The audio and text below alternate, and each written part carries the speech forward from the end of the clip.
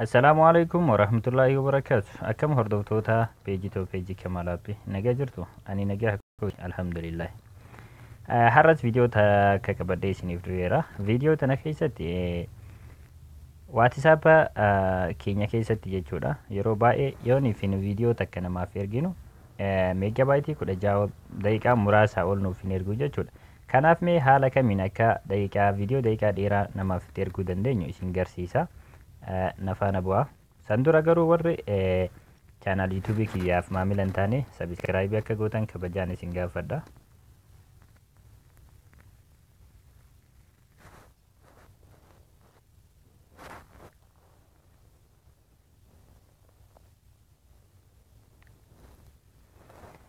Gara barnootichaatti yoo as deebine jalqaba WhatsApp keenyan iseenna.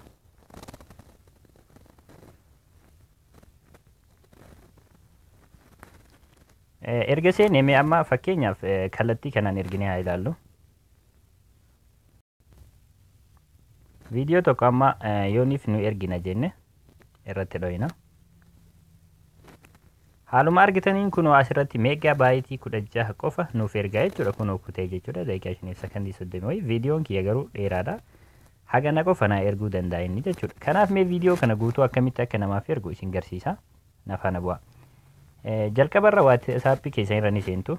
Iddoo asitti kaameraa jettu taanee dho'itu. Kana booda viidiyoo san dursitanii jechuudha. Fakkeenyaaf viidiyoo san dursitanii suuraa wayii irratti dho'itu. Suuraa wayii jechuudha. Suura mataa irratti dhooftanii. Sana booda erga suuraa irratti dhooftan booda asii gad dhuftanii bakka mallattoo gaalaarii irratti pilaasiin jirtu tana mallattoon iddoo jirtu irratti dhooftu. Erga irra dhooftan booda viidiyoo barbaadan san irra dha'itanii ammas irratti dhooftu. Sana booda akkuma asii argitan kunoo bakka kanarra dho'itu. Erga haala kana irra dhooftan booda seendi gootu.